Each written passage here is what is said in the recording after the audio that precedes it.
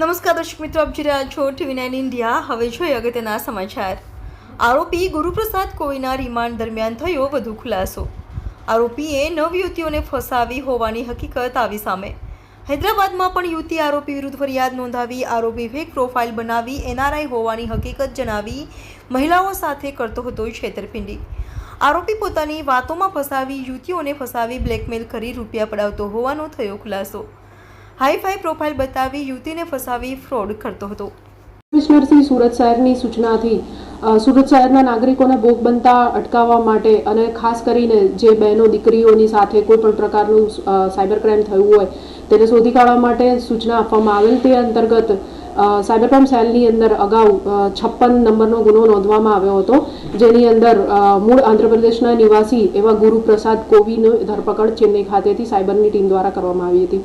સદર આરોપીના રિમાન્ડ દરમિયાન રિમાન્ડ મેળવીને વધુ પૂછપરછ કરતા કેટલીક વધુ વિગતો પ્રકાશમાં આવી છે, જે મુજબ આ જે આરોપી છે તેના એના ફોનમાંથી મોટા પ્રમાણમાં પોર્ન વિડીયોઝ, બીભત્સ ફોટા તથા અનેક યુવતીઓના ન્યૂડ ફોટોઝ વગેરે મળી આવેલ હતું।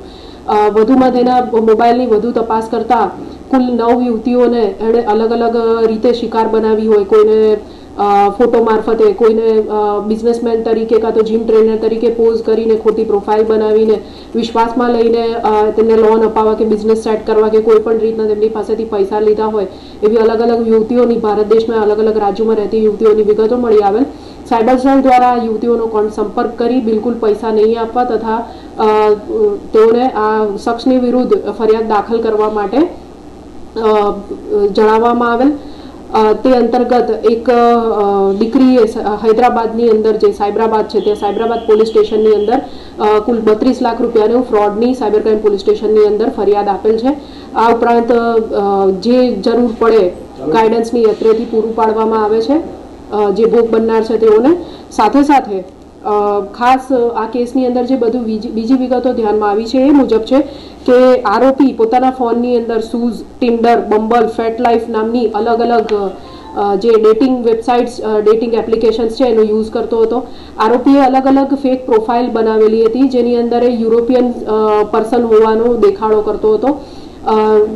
યુરોપના અલગ અલગ દેશના સારા એવા આકર્ષક દેખાતા યુવક અને યુવતીઓના ફોટાનો ઉપયોગ કરીને તેણે જેક્સ પાર્કર અને શ્રીનિકા ડિયાઝ નામની 2 અલગ અલગ ફેક પ્રોફાઇલ ઇન્સ્ટાગ્રામ પર બનાવેલ હતી, જેના માધ્યમથી તે મહિલાઓને લલચાવતો હતો।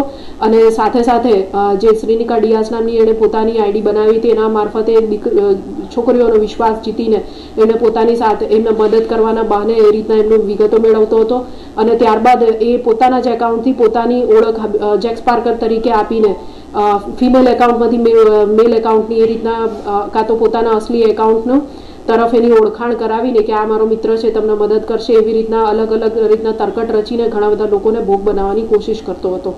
વધુમાં આ જે ભોગ બનનાર છે એ બધાને પોતાનું પાસે ઘણું મોટું બેંક બેલેન્સ છે, ઘણું મોટું બેંક એકાઉન્ટ છે અને કરોડો US$ કે ઓસ્ટ્રેલિયન $, પોતાની પાસે છે એ રીતનું બતાવવા માટે પોતાના મોબાઈલની અંદર જે સ્ક્રીનશોટ વગેરે એને એડિટ કરી શકાય એ માટેની એપ્લિકેશન પણ વાપરતો હતો। ફિગ્મા નામની એક એપ્લિકેશનનો એ સ્ક્રીનશોટને બેંક બેલેન્સને ચેન્જ કરવા માટે સ્ક્રીનશોટનો એડિટ કરવા માટે ઉપયોગ કરતો હતો। આ ઉપરાંત માય ટેલ્સ્ટ્રા, ન્યુમેરો, માય ઓપ્ટસ જેવી અલગ અલગ એપ્લિકેશનનો યુઝ કરીને એ પોતાના વર્ચ્યુઅલ નંબર અલગ અલગ ક્રિએટ કરતો હતો, જેનાથી એ ભોગ બનનારાઓનો સંપર્ક કરતો હતો। આ ઉપરાંત પ્રોટોન VPN એપ્લિકેશનનો પણ યુઝ કરીને પોતાનું લોકેશન ભારતમાં નહીં પરંતુ બહારની કન્ટ્રીમાં બતાવતો હતો। અને આરોપીના મોબાઈલમાં ફેક GPS નામની એપ્લિકેશન પણ મળી આવેલ છે।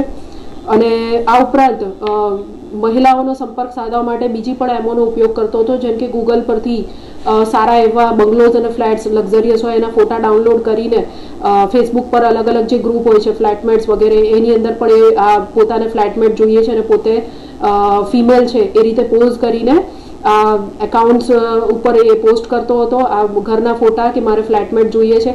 એ મારફતે જે છોકરીઓ તેના સંપર્કમાં આવે એમને કોઈ ફ્લેટ વગેરે ન બતાડે અને એના પછી એનો સંપર્ક સદાય પછી નાણાકીય મદદ કરવા માટેનું તૈયારી બતાવતો અને સાથે સાથે પછી એ પૈસા આપવા માટે પણ લોન પ્રોસેસ કરાવવા માટે મારે પૈસા જોઈશે, આટલો ટેક્સ લાગશે, એ રીતના પણ એણે અલગ અલગ ફ્રોડ કરેલ છે.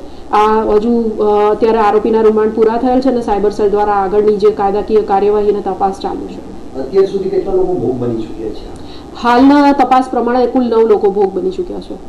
અને રાજ્યમાં કેટલા કિસ્સાઓ બન્યા? આપણા ગુજરાત રાજ્યમાં એક જ આ કિસ્સો છે, બાકીના જે છે એ બીજા રાજ્યોની અંદર.